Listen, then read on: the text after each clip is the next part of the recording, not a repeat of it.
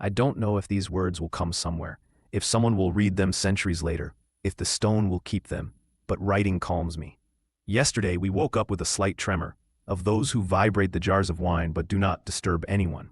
At Pompeii we are used to. Some prayed to volcano, others mocked.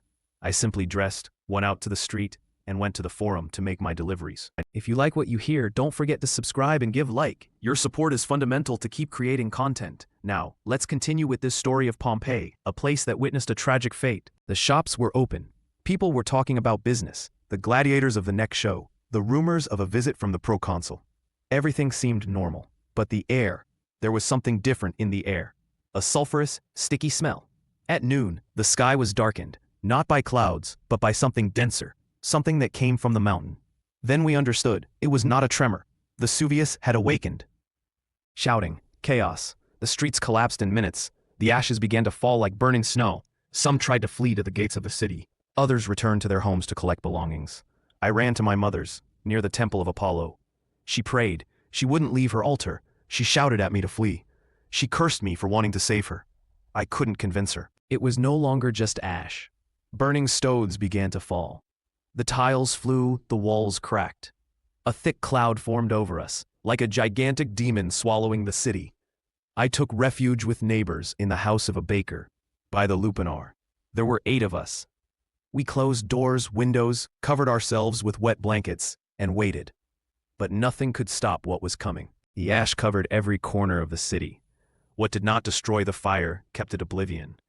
The knocks on the door were of desperate people. We did not open. We were afraid. The ground trembled, the walls creaked like broken bones. The darkness was total. Only the red glow of the volcano, which appeared between cracks and cracks, reminded us that hell was out.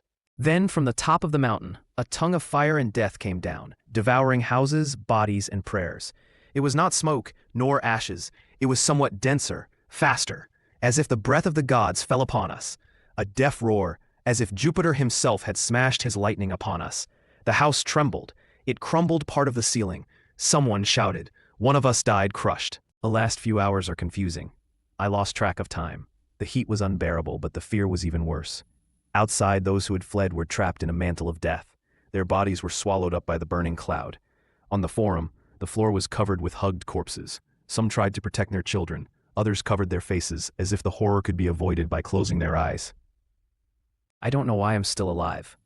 I may not be alive anymore. Maybe this I write from an existence that is no longer. But I feel that I must make a record. Pompeii is dead. His temples, his hot springs, his laughter, his frescoes full of gods and lovers, everything has been buried. And we with her. There will be no more banquets, no more bets on the amphitheater. Between ruins and ashes, the streets of Pompeii keep the memory of thousands of truncated lives. They say that what is buried can be found. If you ever return, unknown reader, and walk through these ash-covered streets, think of us. We were not so different.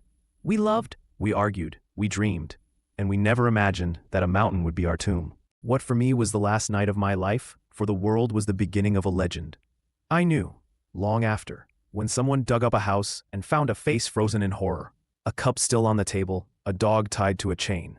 We were neither heroes nor gods. We just were people. People who lived. The Vesuvius not only killed Pompeii, he preserved it. As a mockery, as a time capsule. Every brick, every inscription, every charred bread that was left in the oven is our word. This diary, though fictitious, is also. It is our voice, and if it has come to you, that you read it between electric lights and machines that I would not know how to understand, then we did not die at all. Pompeii was not forgotten, and that, somehow, is a victory.